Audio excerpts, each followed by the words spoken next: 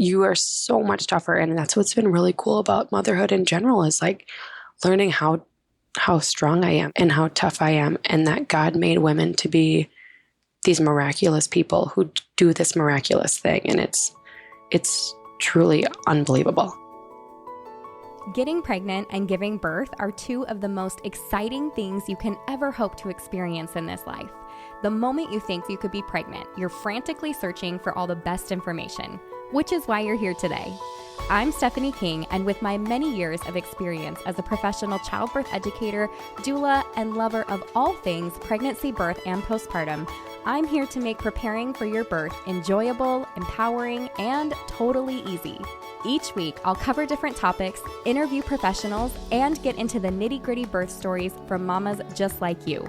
And when you're ready for more, you can join me in the My Essential Birth course at myessentialbirth.com, where I take you step by step through exactly how to prepare your mind, body, spirit, and partner for a birth you love. So let's get started.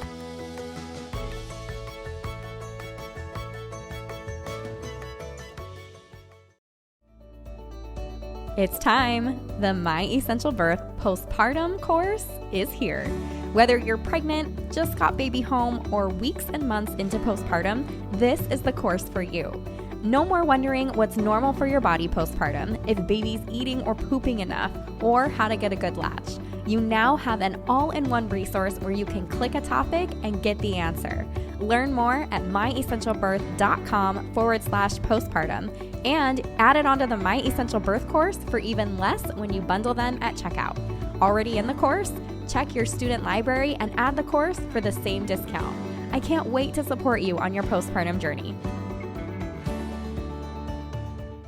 You guys are going to love this. The reviewer of the week is 130213102410261717. And she says, incredible.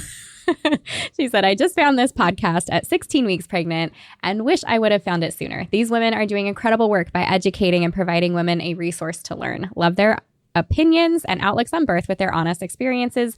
The best podcast on pregnancy and birth. Well, thank you. Numbers is what I'm going to call you. I greatly appreciate that. I'm glad that you are listening in and gaining all of that knowledge and good information. And I'm excited. This week we have another birth story for you guys and another My Essential Birth Mama. So without further ado, Jamie, will you take a moment and introduce yourself, please? Hi, my name is Jamie Peterson. I am 30 years old. I live in Minnesota with my husband, Eric, my daughter, Noah, and my dog, Murphy. I was told I couldn't forget about him. We live in Minnesota. The weather's finally getting nicer. So yeah, that's kind of a little bit about me. I love it. And then tell me a little bit about your pregnancy. What did that look like for you? My pregnancy was pretty standard, pretty normal. Nothing super wild or crazy. I don't get me wrong. I hated being pregnant. I hated it.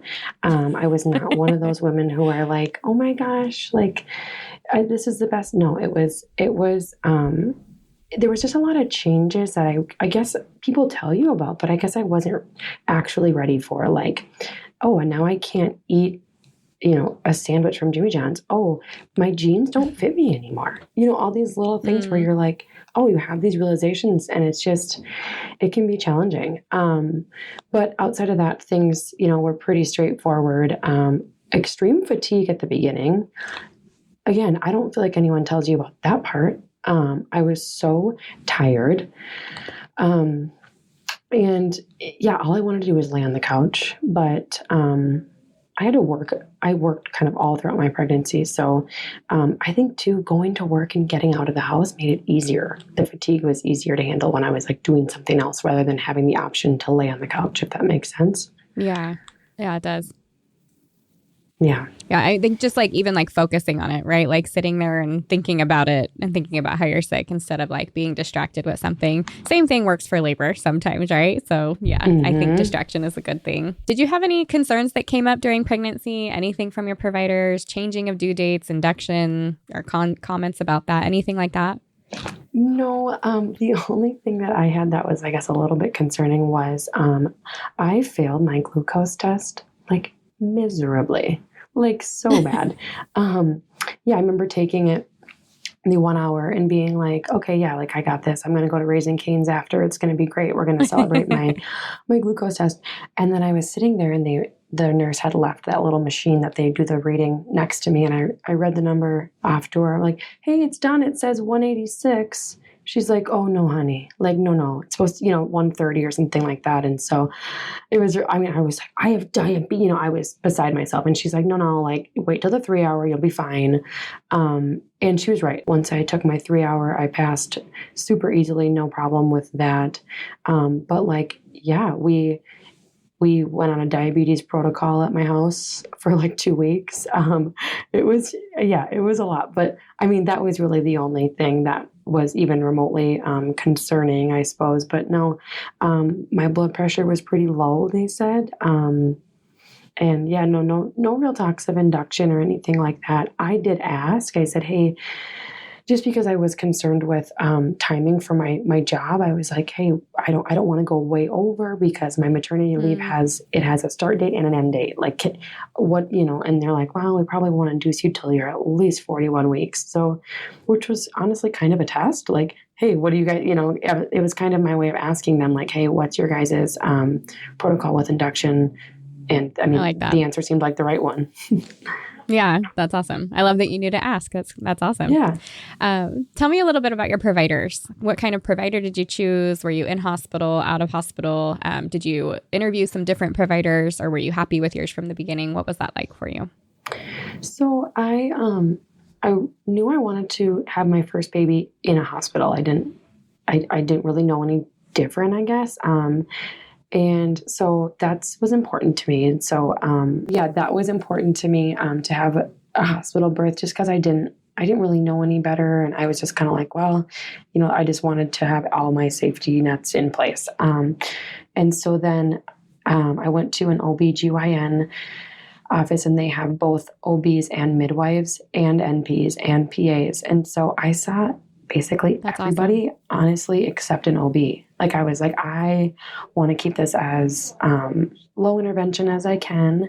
And so they were really helpful with that. And the downside, though, was that I had to meet a bunch of different providers. Like I could stick with the same one if I wanted, the same midwife for every single appointment. But they were like, that one might not be the one who delivers your baby. So it might be advantageous to meet with everybody, which I did. And so I had my favorites and my not so favorites. And there was actually an NP that I really liked. And I was like, can you deliver this? Can you just make an exception and deliver my baby? And she's like, absolutely not.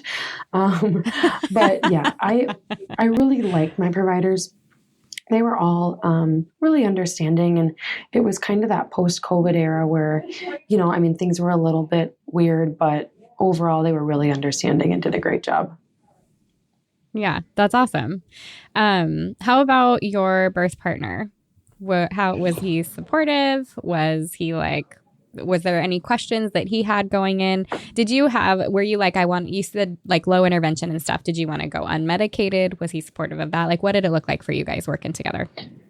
I always knew that I wanted to at least try to have an unmedicated birth. I wanted to get the information, gather as much as I could, and do my best to have that be the reality. And I told that to my husband and he was like, all right. My husband is very supportive, but I joke that thank goodness that pregnancy lasts 9 months because it took him 9 months to learn how to support me. And for me, 9 months to learn how to be supported by him.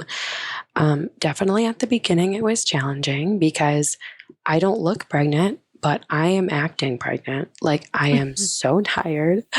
All I want to do is lay on the couch and he'd kind of be like, are you gonna move today or no? Like, and it was never like, mean, but it was like, oh, you really don't get it. And I can say all the things like, yeah, I don't feel good, but I don't look any different. And I remember too, one time, it was August at this point, and I was probably like, I don't know, 6 weeks pregnant, feeling like garbage.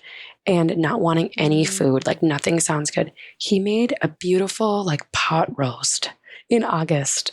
A pot roast in August in general. I was like, what are you doing? But then the fact that I didn't eat it, he was like, and so we had these little, just little funny things like back and forth that just, yeah, it was, but no, when I told him my goals of having an unmedicated birth, I could tell he really respected that and wanted to do anything he could to help facilitate that and be a part of that. Because, yeah, he's always been supportive in everything that I've done. So I knew this would be no different. That's awesome. I think that is huge. Like one less thing to have to worry about when, and I kind of love, I feel like we're going to use that as a quote the week this comes out, where you were talking about it took 9 months for him to know how to support me and 9 months to know how to be supported by him. I think that is like, there's wisdom in the statement that you made right there. And I think that's absolutely true of every couple. So I appreciate you sharing that. Yeah. Will you tell me a little bit about your preparation? What did you do? Obviously, you're my Essential Birth Course student. I want to hear kind of maybe when you jumped into that, how many weeks you were, if you and your birth partner, did this together, all of that. Like, what was your daily? What did the daily stuff look like for you? What really made a difference? What did that look like? So I think I started listening to the podcast first. I think that was like right around like 12 weeks, like pretty early on. And so I just kind of started to get my feet wet, like, okay, here's what we're doing. And the whole time I'm like, no, like I don't need the birth course. Like I'm going to listen to all these episodes. And then like as time went on, I would listen, to the things that you guys had recommended. And, but I wasn't really taking action until probably like the 30-week mark. And then I was kind of like, okay, time to start doing some stuff. So I had to look at when I purchased the birth course. It was January 31st. And so that was a little less than 8 weeks until my due date. And so I bought it and I was like, Eric, have a seat. We've got some stuff to go through. So that's kind of birth course of what I did. We would watch it every night when I got home from work. I would sit on one of those like bouncy birth balls the whole time and kind of do my figure eights and my hip stuff. And that's where I watched it. We'd spend about an hour to an hour and a half at night watching those together. And I think another really big thing that I did for preparation was I visited a Webster certified chiropractor starting at, I think, really early on to like, again, 12 weeks. And that was like so important. So I did that. And then, so the squats. I wasn't a forward leaning inversion. I couldn't do it. I could not do it. It was too much head rush, but I tried. But squatting, and I never really made it to, you guys were like, yeah, you should be able to spend, upwards of like 10 minutes in these squats. And I made it about 2 minutes, but I did it often. I also walked a ton. My mom and sister and I would walk at our local community center at least 3 times a week for like an hour and a half each time. My sister was pregnant as well, so that was kind of nice too. Oh, how fun. Yeah, go through that together. And so walked. And then toward like the 35-week mark, I was starting to get really big and I was like, I got to be done with work, all that kind of stuff. So then my maternity leave, I think, started when I was like 38 weeks. So then I was going to the chiropractor more often and I started acupuncture at that point. So the acupuncture was kind of, hey, can we kind of try to get things moving a little bit? We also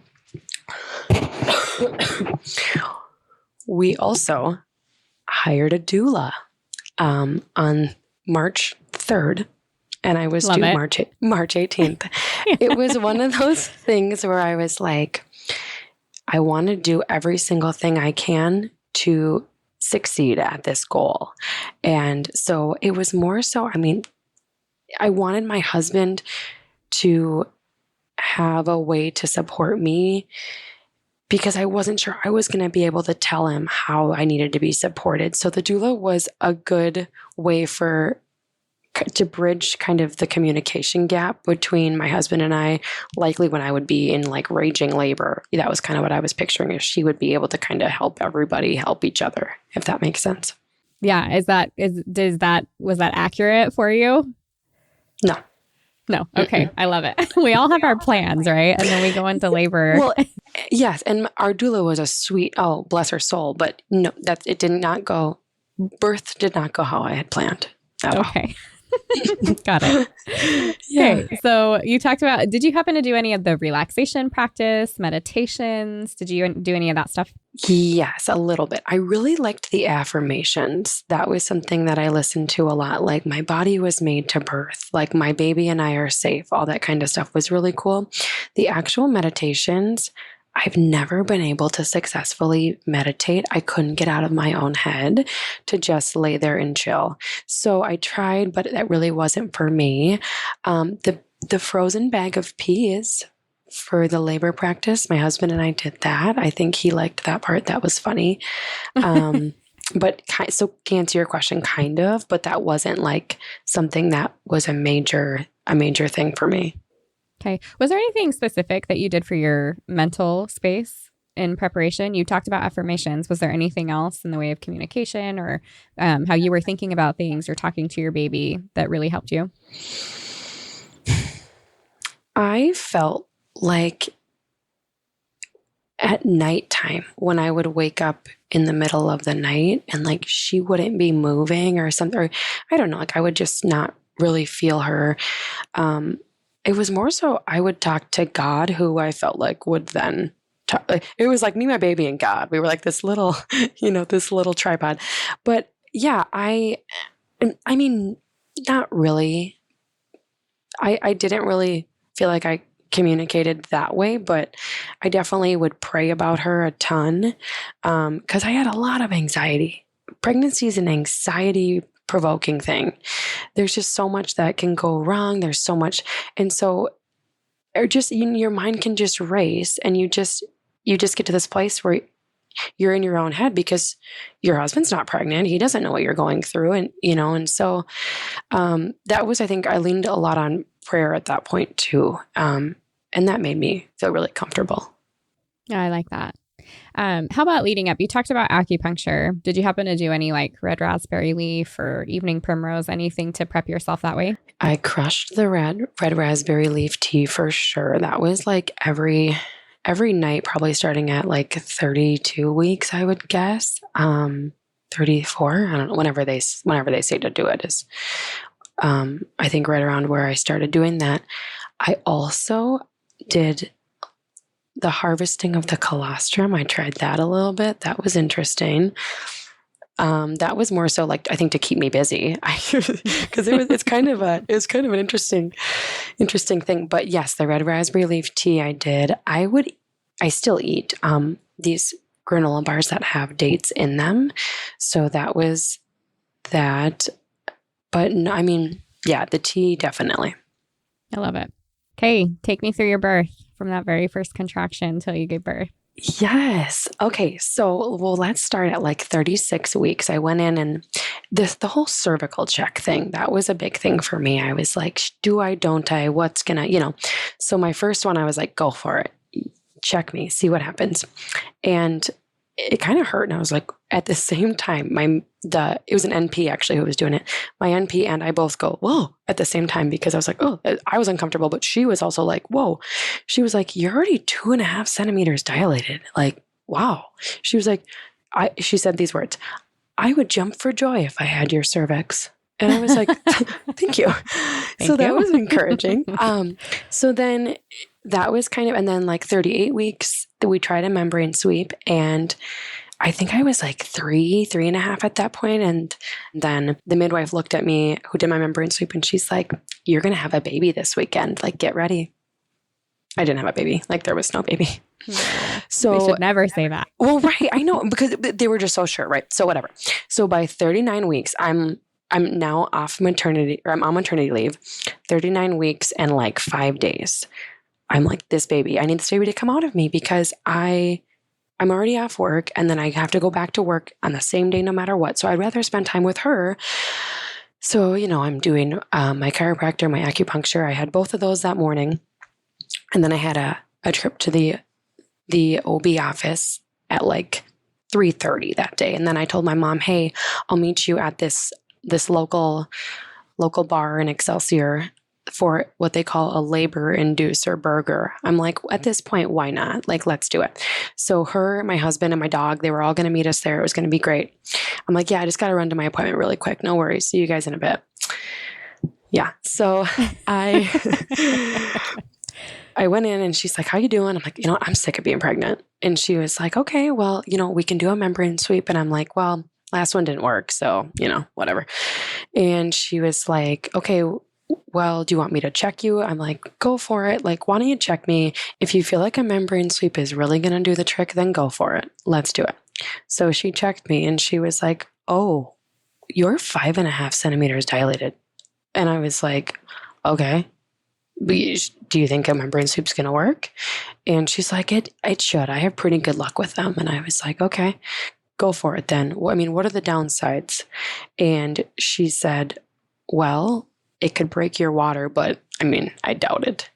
And so I said, okay, well, go for it. The minute she went for it, my water was everywhere, gushing. Oh. It gushes out of you. And I'm like, oh, and we both just kind of looked at each other like, ugh. And so prior to that, she had listened to my baby's heart rate on the Doppler and she was like, it's a little low or something was concerning. And so I want to monitor her for a while after we do your membrane sweep. Okay, well now I have water all over the floor. It's like running underneath the doorway into the clinic. Oh my goodness. It was, yeah. And so at this point it's like 4 p.m., right? 4 p.m. She's like, okay, I still want to hook you up. I still want to listen to the baby, Okay, sounds good. And so she has me hooked up and I'm like, do you mind if I call my husband? Because he was at his parents' house getting our dog. And so I call him and he's like, oh my word, I'm on my way. So he's rushing. I'm just chilling on the table while they're listening to the heart rate. And he's not there yet. And he calls me. He's like, I'll be right there. I'm at the split. And I'm like, what split are you talking about? He thought I was at the other location. So he drove past me. And so that was a whole thing. So he was a little late to getting there, but that's okay. So I was just sitting there and they would come back in and kind of check on the monitor. And she said, you're having contractions. Like, do you feel them? And I'm like, no, not really. And so then she was like, okay, well, the baby's heart rate is dipping at areas in your contractions where we don't love it. So I think you should go to the hospital. And I was texting with my doula at that point and she's like, whatever you do, don't let them make you go to the hospital. And so I'm like, like who's right here? And so ultimately I kind of sat there and prayed about it and just kind of thought about it. And I'm like, I'm going to go to the hospital because that's what felt right to me. And that's what it kind of seemed like it was the right move. So we finally left the clinic at like 4:30 in the 15 minutes to the hospital. And so I have all these towels wrapped around me and I'm going to the hospital with my husband and we're in the car and I'm on the phone with my brother-in-law telling him where everything is. And I'm having like little contractions, but nothing crazy. So we get there and they're like, oh yeah, we've been expecting you. Come on in. They don't take me to triage or anything like that. And so the nurse just kept saying like, okay, get settled in. Life is good. Get settled in. We'll keep checking on you in a little bit. Just get settled in. And I'm like, okay. So we get there at like 5:30, I'd say. She's like, yep, order dinner. It's going to be great.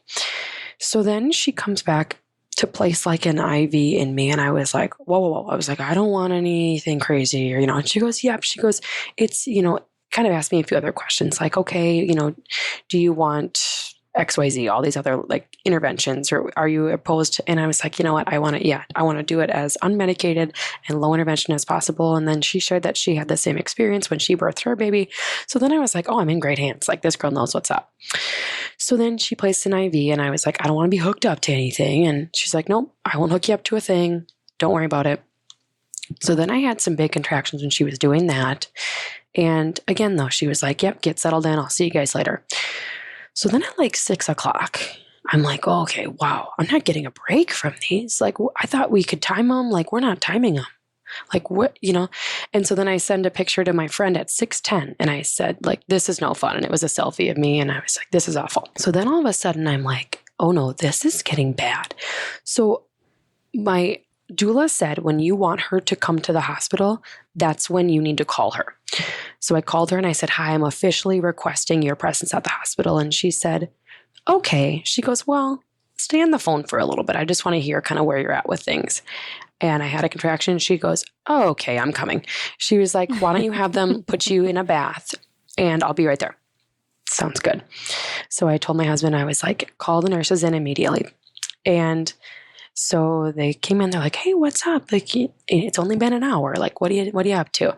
And I was like, I'm dying. I would like a bath. And she goes, okay, great. She goes and turns on the water.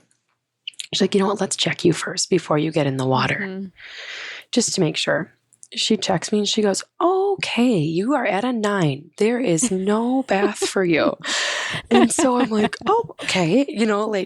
And up until that point, I'd been having contractions. And the only thing that worked, my husband's like, do you want this ball? No. Peanut ball? No. Him touching me? No. Like all the things I thought I would, all the things I thought I would want, none of it. So then all I could do was like drape my hands over his shoulders and just hang there. Like, cause he's like 6'2" or so. And so I would just hang my hands over his shoulders and just like breathe through it. And it was bad, but like, yeah, I was like, there's no way this is as bad as it gets. And that's what I kept thinking is like, it's only going to get worse. It's only going to get worse. And so then I was at a 9 and I'm like, okay, and so then Eric, my husband, said that at that point, he's like, I swear people came rushing in. Lights were dropping from the ceiling. Keep in mind, my doula isn't here yet. Oh man. So yeah. So the midwife came in and she said, great, it's time to push. Like, let's do it. So then I started pushing and that was probably at like 6:45, I would say. And I didn't really know how to push. I was like making noise and they were like, hey, push your baby down and out. Don't let any noise come out of your mouth. And I was like, okay. So I tried one. I was like tried to just really like think down and out. And they were like, that was great.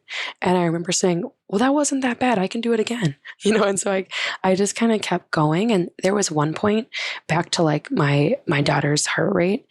There was one point where the nurse put one of those like little monitors on me because I wasn't wearing anything. And she put one on me and she goes, are we okay with this heart rate? And I was like, oh no. And so then I started to get a little bit worried, just internally. I didn't say anything, but then I was like, okay, I got to, it was kind of motivating for me to push her out. And then at 7:10, she was here. So my water broke at 4:10. She was here at 7:10.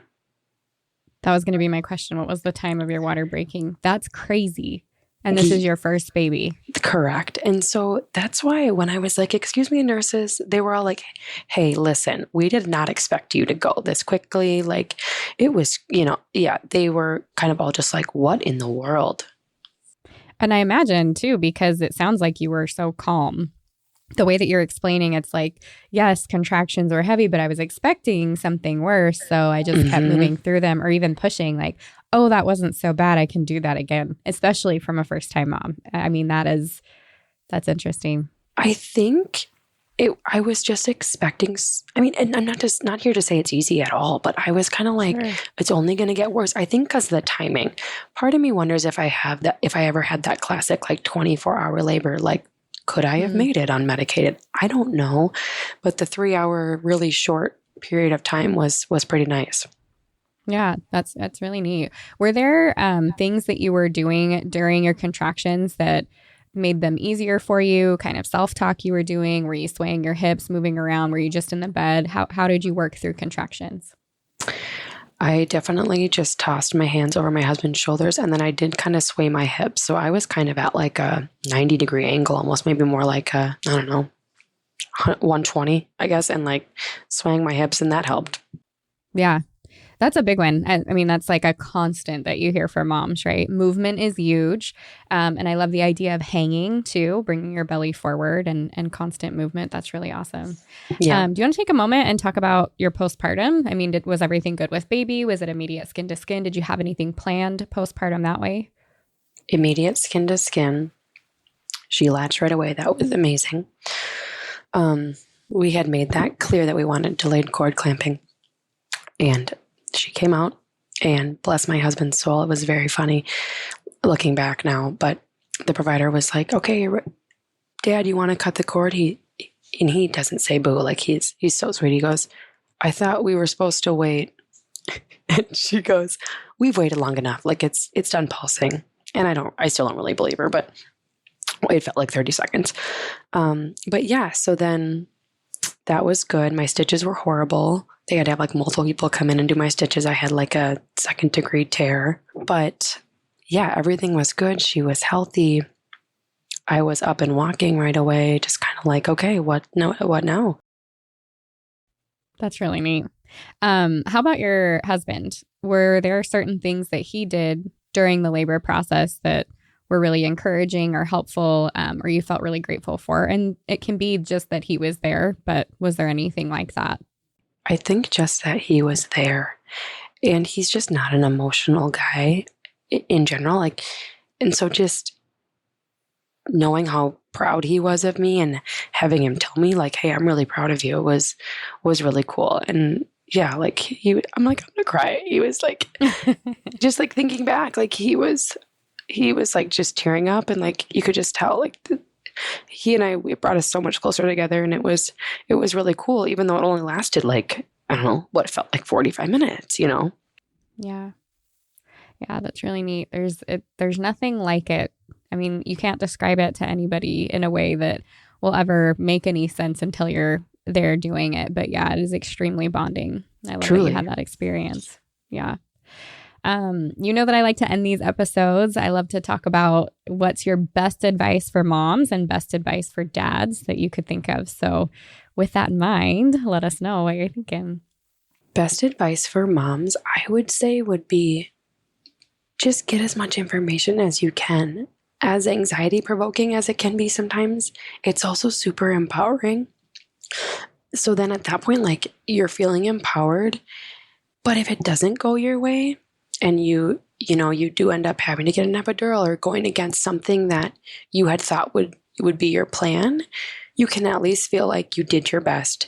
You left nothing else on the table and you came in there, as prepared as you could be. Yeah. But I think if you prepare, I can only attribute how positive and great my birth was to the preparation that I did and that I learned about on this podcast. I also want to do like a 1A, a little like for, I want to do 2 is what I'm trying to say. Also, like you are so much tougher than you know. And that carries on through like being a mom. Childbirth is hard and it's tough, but oh my word, you are tougher. You are so much tougher. Having a baby is hard. Breastfeeding, pumping, whatever is hard, but you are so much tougher. And that's what's been really cool about motherhood in general is like learning how strong I am and how tough I am, and that God made women to be these miraculous people who do this miraculous thing. And it's truly unbelievable. I love it so much. I've become so passionate about birth after having the experience that I had and getting all this information. I hope every pregnant person listens to podcasts and does all this because it was so rewarding. Okay, now for dads. Your wife is tougher than you think she is. But just because she is doesn't mean that you shouldn't, acknowledge that or be sympathetic. And yeah, I kind of get it though. Like it's gotta be hard being a guy. And that's what my husband said too. He's like, it was just so hard seeing you in those moments where I couldn't do anything, other than be there to support you. Like I would love to take your pain away. I would love to go through it myself, but you feel helpless. And so that's a whole nother thing that they kind of have to work through is feeling like, what can I really do? And I mean, when we do try to find ways that they can help. And again, my husband was more than supportive, but yeah, I would just say listening to your partner, because there is a true like intuition and just feelings that we get as mothers. And I think if your partner has a goal of doing, you know, an unmedicated birth or a home birth or whatever, I think just respecting that and honoring that and doing absolutely everything you can to support her is great. Yeah. I think that's excellent advice for both moms and dads. I just realized as we're sitting here chatting, did your doula ever make it to your birth? She made it. She made it when I was pushing, and bless her soul, she came in and she's like, "Hey, Jamie, you said you wanted to push on all fours. You're on your back. Should we move you?" And I was like, "No, I can't move. Like this is," and she goes, "Let me help you." And so she moved me onto all fours. She talked me through. She was really great, like with her words. And she was just so cool. She was like, you are creating space for this baby. Like just kind of was framing birth in ways that I had never thought about before. And like really giving you like a visual of what birth is and what was actually happening in my body, which was great. So she was there by my bedside when I was pushing. I bet she got there at like probably 6:58 and I had her at 7:10. Yeah. So she also took pictures of us on my iPhone. And then she also helped with breastfeeding.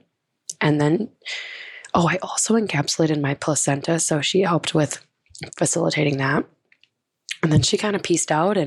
But it was cool because she came back and visited us and she watched our baby for like an hour when we were home so that we could take a shower and stuff. And so, yeah, she kind of had we had like a kind of a reunion of sorts a couple weeks in. And so that was fun to kind of rehash everything. That's awesome. Will you take a moment actually and just talk about the placenta encapsulation and if you ended up using it, enjoying it, what your thoughts are on that for other moms listening? Yeah. So I did the placenta encapsulation. I found a really great company who like comes and gets it from the hospital and like then delivers everything to your door, packages it really cute and stuff like that. It was good. I used the pills. They made them into little capsules. And it's really hard to say. I did not suffer from any postpartum depression, anxiety at all, really. And so my thought process was kind of like, well, what can it hurt? You know, if anything, it's going to help. So for that reason, I went for it. It definitely like felt a little bit strange. They didn't taste great, obviously, but I definitely don't think it hurt. I would say it helped, if anything. It made me feel like I was doing, again, everything that I could to have a successful experience postpartum, except make sure you take your stool softeners. Don't give up on those early. I didn't know that part. Yeah. No one told me that part. And I was like, oh, why do I have to take these? And then I kind of started to realize like, oh, okay, yeah, it doesn't. Yeah. But yeah, I would recommend placenta encapsulation if you're comfortable with it. That was the thing. My husband was like, okay, really? So then I had him listen to the episode, the podcast episode, and was like, let's try it, you know? So yeah, there was really no downside. So I'm glad I did it. That's awesome. Well, thank you, Jamie. Thank you for your story and for your wisdom and your time. And I can't wait for other women to hear this. So thank you. Yeah. Thank you for having me. I feel so honored to be here. And yeah, I really appreciate your podcast. And I really, really, truly don't think I would have had as positive of an experience as I did and feel as passionate about birth now as I do. I absolutely love it. And yeah, I recommend it to every single person that tells me they're pregnant. Well, thank you for saying all of that. And it happens. I didn't know I was going to get into birth work until I started having babies. And then I had a really great experience. So once you're hooked, you're hooked. If you loved what you heard today, the very best way to support this podcast and help other moms to find it is to leave a quick review. I read one at the beginning of the episodes, and I would love for yours to be next. And if you're ready for even more pregnancy, birth, and postpartum goodness, come join me in the My Essential Birth course at myessentialbirth.com, where I will hold your hand and walk you through pregnancy and birth step by step so you're totally prepared for a birth you'll love. See you next week.